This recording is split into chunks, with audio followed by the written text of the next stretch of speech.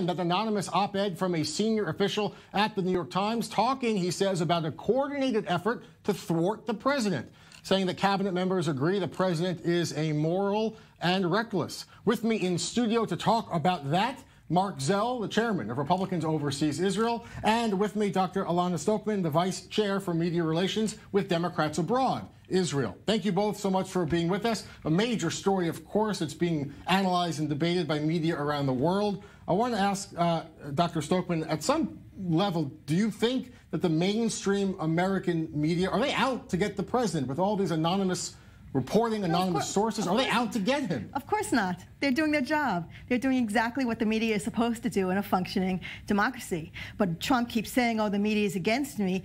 He's a little bit like that petulant child, the bully. You know, he doesn't like what people say about him, so he says, oh, you're all out to get me. It's like, you know, when you have the bully in the classroom who's been hurting everybody, and suddenly when somebody fights back, it's like, oh, you see, they're all out to get me. The media is not out to get him. The media is doing their job. The New York Times is doing its job. Bob Woodward is doing his job. Does it bother you with the op-ed that we don't know the rank of this person? We have no idea, let alone who he or she is, but even what position they have, and they're given front page status in the New York Times. It would have been better to have the person not be anonymous, certainly, but under the circumstances and given the environment that the person is working in, I think we could all understand why the person chose to be anonymous. So I would take that into consideration, and I would take the op-ed at face value, because the New York Times does its checking, it does its fact-checking, and they have the information, so it seems like what the person is saying should be... Certainly has weight. Marc, what do you say about all this? Well, I think this is another example how the New York Times is peddling, I'll call it fake news. I've said it on the Twitter program, and I'll say it here. If a person whose views count and ought to be listened to in terms of authenticity lacks the courage to disclose his or her identity and his or her position in the White House, and I'd say that person is a coward and a slime, and not worth listening to. And I'm not even sure he exists, quite honestly. But the New York Times and the Washington Post and CNN and the mainstream media have been out to get this president. And it's something the entire country acknowledges. And the president stands up to it. God bless him. He's had one success after another. And even when he succeeds, these mainstream media outlets take him to task and try to defame him over the most trivial things, not only him, but his wife and his son and everybody else around him. He stands up. Marc, do you think it is treason? He tweeted, the president, is treason with a question mark. He's saying the New York Times, for national security reasons, has to turn over the source. is that reasonable, do you think? Well, look, I'm a defender of the First Amendment. I mean, no matter how low the New York Times wants to go with its campaign to besmirch and bring down this president and his administration, their First Amendment does protect their rights. And I understand the president's anger about this, but I wouldn't call it treason unless, of course, this same source has been divulging other information from the White House, as we've seen some other leakers do in the past. So I don't think that would be appropriate, but I think the president's criticism is justified. Elana? I think it's a real stretch to say that this is a successful president. He's been ranked as the worst president in history. People in his own party think that he's a disgrace, that he's a danger to democracy, that he's incompetent. So I think that all of these books, the books and the articles and the op-eds, they're not making things up. They're not searching for attacks. They're telling the truth. A lot of it is based on anonymous quotes, anonymous sourcing. They're not going, if you're so concerned about the direction of the country, why not list your name, say I want to testify before the House Judiciary Committee, we have to invoke the 25th Amendment. Why do it in this fashion? It's all underhanded, anonymous sourcing. Does it carry as much weight as if you're that concerned, go public? There are plenty of people in the Republican Party who've gone public to say that they are worried about the president and worried about the status of democracy. There are plenty of people on record, and John McCain was the best of them. You know, he also suggested that the president was committing treason, that what he did with Putin was verging on treason. So we have a lot of people on the record from inside, close to President Trump, who are who are also saying the same things that we hear from anonymous sources. Yeah, Mark, aren't there people who worked in the White House who say this on the record? You have old, senior people, Steve Bannon, Omarosa, people who are hired personally by the president, releasing books now. You're not going to class Steve Bannon along with this Omarosa, whose book has been completely panned from wall to wall. I have to say something here, though. This statement, Elana, the president has made success.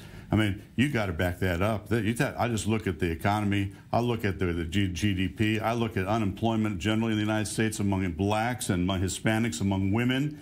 I look at the United States standing in the world and the rebuilding of the military and the tax cuts. I look at the United States accomplishments in the field of energy here in the Middle East. Now, do I need to repeat the Jerusalem capital, the moving of the embassy to Israel, the shutting down of UNRWA after 70 years of deceiving the American public, and the withdrawal from the disastrous Iran agreement? I mean. And to say that the Republicans are chiming in about the incompetency of this president, I'll just tell you something, Jeff. I've been in the White House twice in the last month, and I was meeting with the chief of staff and the deputy chief of staff, both of the vice president and over at the West Wing of the White House. That place is working like a fine-tuned machine, and all of this. These successes that I've talked about wouldn't happen if the White House was indeed a den of chaos. Bob Woodward is such a respected journalist, decades of experience. Well, is he lying? Bob Woodward. Yeah, let me take Bob Woodward. That's a great example. I was interviewed about this yesterday in Israel Army Radio. You know, he's a journalist of some standing. There's no question about it. But the fact that he has got a good record in the past doesn't authenticate the things he said in this book, because he attributed specific quotes to specific people: John Kelly, Secretary of Defense Mattis, John Dowd, and Rudy Giuliani, and Jay Sekulow, a friend of mine, and made specific quotes. Now, each of these gentlemen publicly, as soon as they got wind of these quotes, the book hasn't come out formally yet, denied them emphatically and called them lies. Now, it doesn't make him a liar, but his sources are lying. Elana, can you touch on that some of these statements that have come out denying what was attributed to them?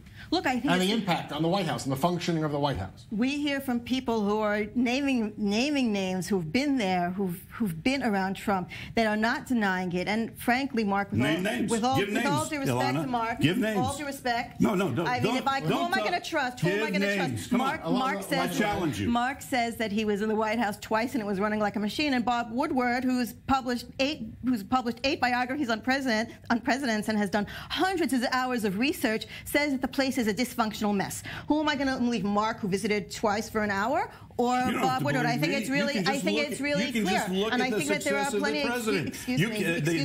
Excuse me, Elana. You're feeding the viewers here a bunch of malarkey, just like your folks did. That's what all the Trump supporters say. Yesterday at the Brett Kavanaugh. They say fake news. They scream, "Oh, fake news, fake news." No. They say fake news. Trump supporters scream fake news as soon as they don't like what's being said. Look what they did yesterday at the Judiciary Committee hearing on Brett Kavanaugh. Have you ever seen anything as ridiculous as what was going on there with senators interrupting, and the audience getting arrested en masse because of its disruption of a judiciary hearing on the Supreme Court nominee? Come on, that's your party. You've got no program. You've got no program. You've got no candidates, and all you can do is scream and whine. Excuse me, Jeff, can I answer this, please? Because he keeps interrupting me. I learned from you all. I don't know what you all mean. Which all are you talking about? Yeah, what you all did yesterday in the Congress. We're talking about the op-ed, the Bob Woodward book, this portrait of dysfunction that's being portrayed, of danger that's being portrayed in these books.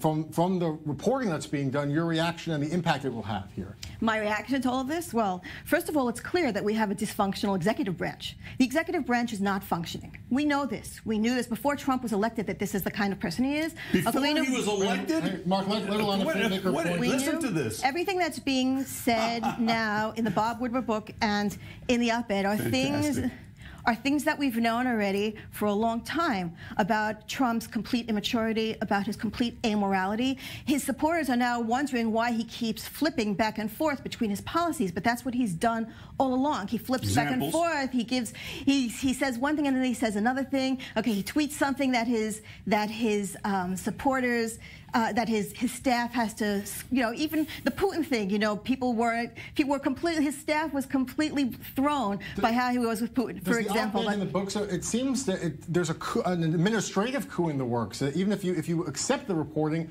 documents are being stolen from him, things are being kept from him. Right. There's a collusion behind his back, it seems, within the White House. We heard it at the beginning when his staff took away his phone because they didn't want him tweeting in the middle of the night. So we've heard that already for a while. Okay, Mark? I think the only thing I have to say about Elana's calumny of accusations is she betrayed everything I've been talking about here. She said, we knew everything about this president's dysfunctional executive branch functioning before he became president. Now, how can that happen? His personality. You said dysfunctional executive branch functioning, and I'm going to tell you something, Elana.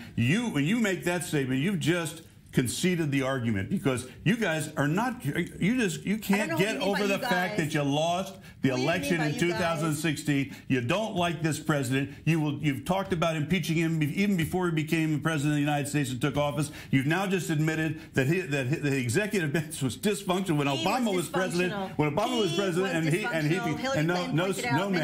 no, ma'am, you can't get away from it. You can't get away from it, Elana. You said it, and you betrayed your entire position, which is just get rid of Donald Trump. That's all you're about.